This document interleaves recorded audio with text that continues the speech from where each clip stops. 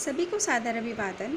मैं नीलम गुप्ता अध्यापिका हूँ कंपोजिट विद्यालय गोयना, जनपद हापुड़ में। आज हम बात करेंगे शिक्षण संग्रह यानी कि कंपेंडियम, एक बहुत ही महत्वपूर्ण हस्तपुस्तिका, इसके भाग 2 की। इसमें अभी तक हमने जाना कि शिक्षण संग्रह की अंतर्वस्तुएं कौन कौन सी हैं, प्रभावी शिक्षण कैसे किया जाए, शिक्षण योजना क्या है, क्यों बनाई जाए और कैसे बनाई जाए, शिक्षण योजना के प्रमुख बिंदु, शिक्षण योजना का प्रारूप। आज हम बात करेंगे शिक्षण योजना का जो मुख्य आधार है लर्निंग आउटकम के बारे में। शिक्षण योजना हमेशा इस उद्देश्य को ध्यान में रखकर बनाई जाती है कि छात्र संपूर्ण शिक्षण अवधि में उस विषय के लर्निंग आउटकम से जुड़े रहें और कक्षा शिक्षण की जब समाप्ति हो तो वास्तव में वे उसे सीख लें। लर्निंग आउटकम जो है वो RTE 2009 में जबकि निःशुल्क और अनिवार्य बाल शिक्षा का अधिकार अधिनियम ये पारित हुआ था तो बच्चों के इसमें गुणवत्तापूर्ण सीखने पर बल दिया गया था। प्रारंभिक स्तर पर कक्षा 1 से लेकर के 8 तक के हिंदी, गणित, विज्ञान, सामाजिक विषय, अंग्रेजी, इन सभी प्रमुख विषयों के सीखने संबंधी परिणामों को NCERT नई दिल्ली द्वारा विकसित किया गया है। लर्निंग आउटकम को प्रमुख रूप से हम सीखने के प्रतिफल, सीखने संबंधी परिणाम या शिक्षण अधिगम परिणाम, इन सभी नामों से जानते हैं। अब बात आती है लर्निंग आउटकम और शिक्षण योजना, इनमें आपस में क्या संबंध है। तो लर्निंग आउटकम जो है वो बच्चों के सीखने की प्रगति के इंडिकेटर होते हैं। अगर हम लर्निंग आउटकम की इस परिभाषा के हिसाब से हम ये कहें कि केवल शिक्षकों की शिक्षण योजना में ये हेल्प नहीं करते हैं, बल्कि बच्चों, उनके अभिभावकों, उनके माता पिता को भी ये पता होना चाहिए कि शिक्षण योजना और लर्निंग आउटकम में एक अटूट संबंध है। बच्चे और उनके अभिभावक भी ये जाने कि जिस कक्षा में उनका बच्चा है उस कक्षा के विभिन्न विषयों में उसे क्या क्या ज्ञात होना चाहिए और क्या क्या उसने ज्ञान प्राप्त कर लिया है। तो लर्निंग आउटकम जो है वो एक परिणाम आधारित लक्ष्य है। लर्निंग आउटकम की अवधारणा को हम इन बिंदुओं से और अच्छे से समझ सकते हैं कि ये शिक्षकों को आगामी शिक्षण योजना निर्माण के संबंध में एक दिशा प्रदान करते हैं। साथ ही लर्निंग आउटकम जो है वो बच्चों को जानने, समझने और पुस्तकीय ज्ञान को व्यवहार में किस तरह उपयोग करेंगे, इसके लिए बच्चों में तर्क, चिंतन और कल्पना शक्ति के विकास पर बल देते हैं। यहाँ नीचे कक्षा 1 की हिंदी विषय के कुछ मूलभूत लर्निंग आउटकम दिए गए हैं। इसी तरह से कक्षा 3 के गणित विषय के लर्निंग आउटकम भी यहाँ पर बताए गए हैं। इसके बाद में बात आती है लर्निंग आउटकम टेबल्स की। जैसा कि हम जानते हैं कि जो हमारी विद्यालयी शिक्षा है उसमें पाठ्यक्रम और जो पाठ्य पुस्तकें हैं उनका जो निर्माण किया जाता है अलग अलग कक्षाओं के लिए, वो विषयों की निर्धारित दक्षताओं और लर्निंग आउटकम को ध्यान में रख करके किया जाता है। तो इन लर्निंग आउटकम को किस संबंध में हम विद्यार्थी वारिक तालिका किस तरह से तैयार करें वो यहाँ पर बताई गई है। इस तालिका में लेफ्ट हैंड साइड पर क्रम संख्या और बच्चों के नाम, कक्षा में जितने बच्चों के नाम हैं वो अंकित कर दिए जाएं और राइट हैंड साइड में विषयवार जो लर्निंग आउटकम्स हैं वो अंकित किए जाते हैं। उसके बाद में किस बच्चे ने किस तारीख में कौन सा लर्निंग आउटकम प्राप्त किया उसके सामने वो तारीख डाल करके सही का निशान लगा दिया जाता है।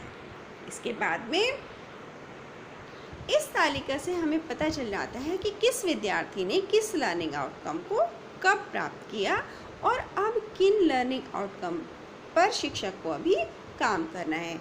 इसमें बताया गया है कि हर प्रधानाध्यापक को हर सप्ताह 10 बच्चों की प्रगति की जांच करके ये निश्चित करेंगे कि इस तालिका में से जो बच्चों की प्रगति दर्शाई गई है वो सही है या नहीं है।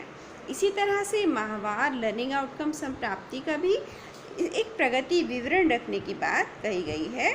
इसमें कुछ इस तरह से हम इसको बनाएंगे। लेफ्ट हैंड साइड में हम क्रम संख्या और विषयवार लर्निंग आउटकम दिखाएंगे। उसके बाद में राइट हैंड साइड में हम महीनों के नाम अंकित कर देंगे। अब जैसे हमें दिखाई दे रहा है अप्रैल माह में पहले लर्निंग आउटकम के सामने लिखा है 15 आउट ऑफ 35, यानी कि 15 आए हैं 35 में से, यानी कि कक्षा में कुल 35 बच्चे हैं जिनमें से 15 बच्चों ने ये लर्निंग आउटकम अप्रैल के माह में प्राप्त कर लिया। तो इस तरह से माहवार हम इनकी संख्या दर्शाते जाएंगे सभी विषयों में। यहाँ पर गणित और अंग्रेजी के भी दिखाए गए हैं। इसी तरह से प्रत्येक बच्चे के प्रगति पत्र या प्रोफाइल की भी बात करी गई है, जिसमें हम दिखाएंगे कि किसी बच्चे ने किसी लर्निंग आउटकम को पूर्ण रूप से, आंशिक रूप से या बिल्कुल भी नहीं, यानी कि नगण्य प्राप्त किया है। तो इसका जो प्रारूप है वो कुछ इस तरह से होगा। इसमें लेफ्ट हैंड साइड में लर्निंग आउटकम और राइट हैंड साइड में हम अधिगम परिणाम प्राप्ति की स्थिति को दर्शाएंगे कि उसने किस हद तक वो परिणाम प्राप्त किए हैं। जैसे यहाँ पर इंग्लिश के भी दिखाया गया है। और अब बात आती है कि हमने लर्निंग आउटकम तो तय हैं, इन्हें प्राप्त करने के तरीके क्या होंगे। तो लर्निंग आउटकम जो है उन्हें प्राप्त करने के तरीके हमारे प्रभावी शिक्षण में निहित हैं। और प्रभावी शिक्षण हमारा तब होगा जब हमारे पास एक अच्छी शिक्षण योजना होगी। उस योजना में पहले से हमारे सारे जो पॉइंट्स हैं वो कवर होंगे और एक अच्छी शिक्षण योजना हमारी आगे का मार्ग प्रशस्त करेगी। इसमें हम उन सभी पॉइंट्स को लेंगे जो बच्चों के संज्ञानात्मक और सह संज्ञानात्मक पक्षों के लर्निंग आउटकम को प्राप्त करने के लिए मदद करेंगे। तो शिक्षण योजना जो है वो लर्निंग आउटकम की प्राप्ति का साधन होती है। इसके बाद बात आती है मौखिक और लिखित कार्यों के निर्धारण की। इसमें यहाँ पर दर्शाया गया है कि कक्षावार किस कक्षा में कितने प्रतिशत मौखिक कार्य और कितने प्रतिशत लिखित कार्य कराना चाहिए।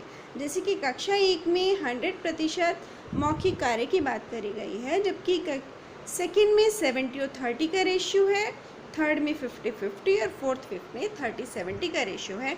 इसी रेशियो पर लेकर के हम बच्चों का जब असेसमेंट करते हैं, सत्र परीक्षाएं या वार्षिक और अर्धवार्षिक परीक्षाएं, तो उसमें इसी को लेकर के हम मौखिक और लिखित कार्य का असेसमेंट करते हैं। अब बात आती है कि क्या हम अपने कक्षा शिक्षण के दौरान इस बात का ध्यान रखते हैं कि लिखित और मौखिक कार्य का अनुपात क्या हो। तो इसमें कुछ का जवाब हमें से हाँ और कुछ का ना हो सकता है, लेकिन शिक्षण संग्रह में बताया गया है कि अलग अलग दक्षताओं के लिए अलग अलग हम समय निर्धारित करें, एक रेशियो बनाएं और तब हम कक्षा शिक्षण करें। जैसे कि बोलना, पढ़ना और लिखना, इन दक्षताओं के लिए कक्षावार इन्होंने इसमें बताया है कि अगर आपका 6 घंटे का आपका स्कूल की समय अवधि है तो उसमें आप 2 घंटे बोलना, 2 घंटे पढ़ना और 1 घंटा लिखना। जैसे जैसे बच्चा बड़ी कक्षा में जाएगा वैसे वैसे बोलना और पढ़ना का समय कम और लिखना का समय बढ़ता जाएगा। यहाँ पर एक दिखाया गया है कि एक वादन में, यानी कि एक पीरियड में हमारा समय हम कैसे निर्धारित करेंगे। तो 1 और 2 के लिए 15 मिनट बोलना, 15 मिनट पढ़ना और 5 मिनट पढ़ना, जबकि 3, 4 में 10, 10 और 15 मिनट और 5 से 8 में 7 मिनट, 8 मिनट और 20 मिनट, यानी कि लिखने को सबसे ज़्यादा समय दिया गया है। अब इन दक्षताओं को बच्चे में विकसित करने के लिए हम बहुत सारे क्रियाकलाप अपनी कक्षाओं में कर सकते हैं। एक टीचर के रूप में हमसे ये अपेक्षा करी जाती है कि हम सभी साथी इसी पैटर्न पर शिक्षण योजना बनाकर अपनी कक्षाओं में सीखने सिखाने की गतिविधि संचालित करेंगे और समय सारणी का प्रयोग करेंगे, आईसीटी का प्रयोग करेंगे, जो कि वर्तमान परिप्रेक्ष्य में बहुत ही महत्वपूर्ण हमें दिखाई दे रही है। आईसीटी का जो विद्यालय में उपयोग के क्षेत्र हैं वो भी बहुत व्यापक हैं। हम कक्षा शिक्षण में व्यवहार परिवर्तन, कौशल विकास, विद्यालय प्रबंधन, सूचना प्रबंधन, व्यावसायिक दक्षता में वृद्धि, शिक्षक प्रशिक्षण, लर्निंग असेसमेंट और गतिविधि के संचालन, इन सभी में आईसीटी का प्रयोग कर सकते हैं। इसके बाद में हम कौन कौन से संसाधन आईसीटी के अपने विद्यालय में प्रयुक्त कर सकते हैं, तो वो है mobile phone, tablet, laptop, radio, projector, TV, smart board.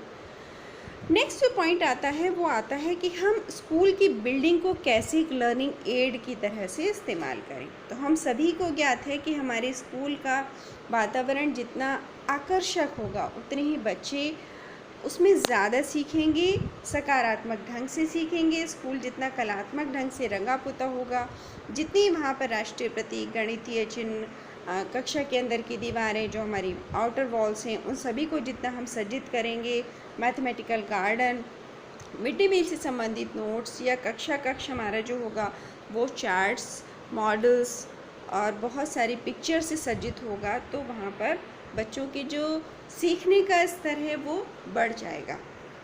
इसके बाद में नेक्स्ट पॉइंट, यहाँ पर एक हमें चित्र दिखाया गया है जो एक सज्जित हमारा स्कूल है, उसके डिफरेंट हमें यहाँ पे पिक्चर्स दिखाए गए हैं। इसके बाद बात आती है विद्यालय का पुस्तकालय। पुस्तकालय विद्यालय का एक बहुत ही ज़रूरी हिस्सा है जो सीखने के लिए हमें साधन तो देता ही है, साथ ही इस विचार को और भी मजबूत करता है कि पढ़ने की क्रिया आनंद और मनोरंजन के साथ साथ अपने जो वर्तमान हमारा ज्ञान है उसको समृद्ध करने के लिए भी हम पढ़ने का प्रयोग करें। तो विद्यालय पुस्तकालय जो है वो इस तरह का हो कि उसमें हर तरह की पुस्तकों का समावेश हो। उस पुस्तकों का चयन करते समय किसी भी प्रकार का भेदभाव ना किया जाए।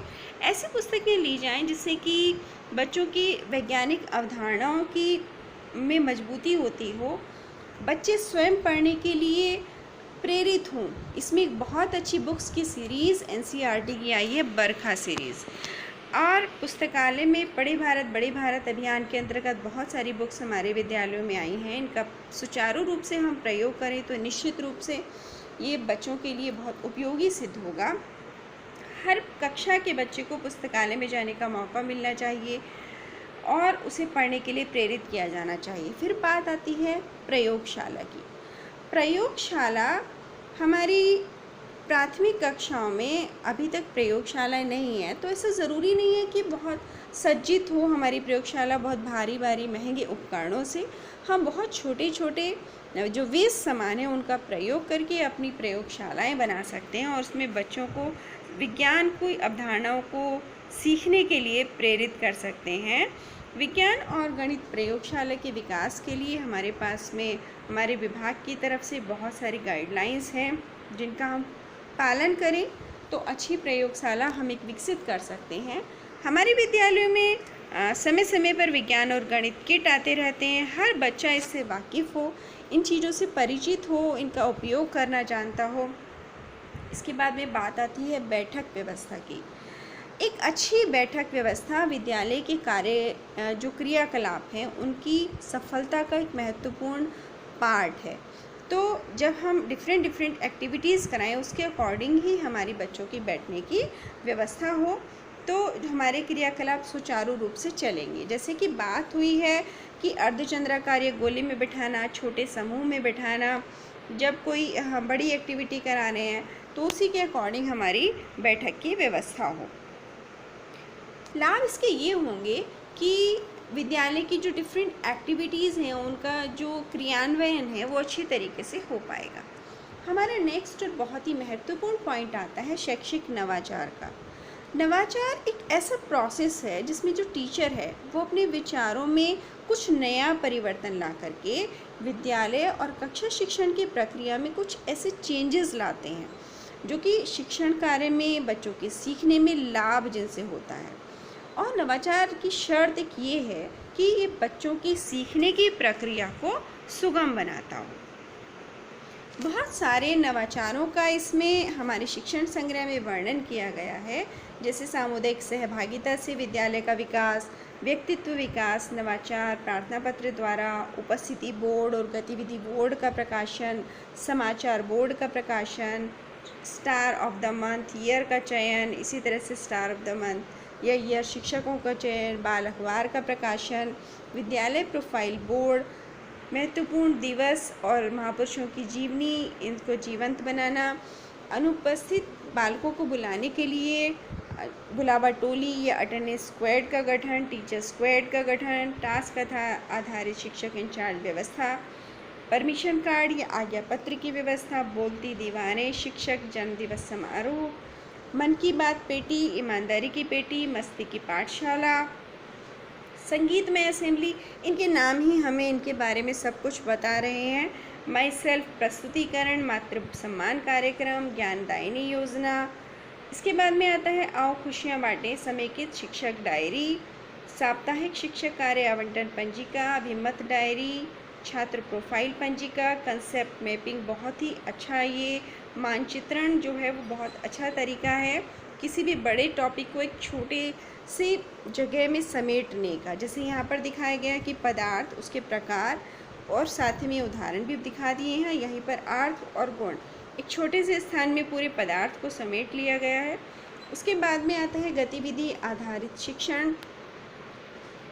फिर है परिवेशीय संसाधनों का प्रयोग। परिवेशीय संसाधनों के प्रयोग का हम बहुत ही विस्तृत तरीके से प्रयोग कर सकते हैं अपने कक्षा शिक्षण में। फिर है सामुदायिक ज्ञान का उपयोग। हमारे आसपास बहुत सारे ऐसे स्पेशलिस्ट होते हैं, बहुत सारे अपने अपने ज्ञान वाले, तो उनसे हम बच्चों को रूबरू करवाएं तो बच्चे वहाँ से बहुत कुछ सीख सकते हैं। ऐसा कुछ जो हमें सिखाने में परेशानी हो। इसमें एक टीचर की बात है, ये हरि मोहन जी ने जुगाड़ी मास्टर के रूप में बताया गया है और वो किस तरह से समुदाय के लोगों को अपनी कक्षा में बुलाते हैं और उनसे कक्षा संचालित करवाते हैं। तो इसके बाद में आता है समुदाय को विद्यालय से कैसे जोड़ा जाए। बहुत ही महत्वपूर्ण ये एक पॉइंट है। इस मुद्दे पर हमें विचार करना चाहिए। समुदाय के लोगों को स्कूल में बुलाना चाहिए, उनसे मुलाकात करनी चाहिए और अगर हम समुदाय का प्रयोग अपने विद्यालय में सही तरीके से करें तो इसका हमें निश्चित रूप से बहुत ही सकारात्मक असर अपने विद्यालय में दिखाई देगा। समुदाय का सहयोग जब हमें मिलने लगेगा तो हमारे विद्यालय की प्रगति को कोई भी रोक नहीं सकता है। और इसके लिए हम पहले एक योजना बना लें, हमें क्या चाहिए, सहयोग किस तरह का चाहिए, भौतिक रूप से चाहिए या मानवीय रूप से चाहिए, और उसके बाद में हम इस सहयोग को प्राप्त करें तो ये हमारे कक्षा शिक्षण को बहुत ही सफल बनाएगा, हमारे विद्यालय को आगे बढ़ने में मदद करेगा। धन्यवाद।